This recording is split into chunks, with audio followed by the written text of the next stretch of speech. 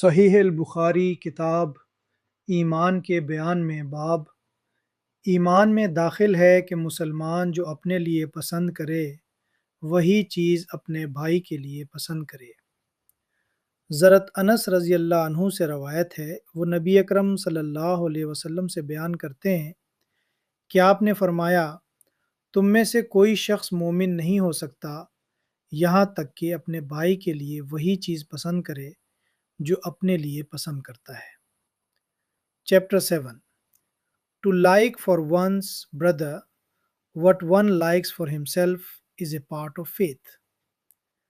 Narrated Anas, the Prophet ﷺ said, none of you will have faith till he wishes for his brother what he likes for himself. Sahih al-Bukhari, Hadith 13. In book reference, Book 2, Hadith 6.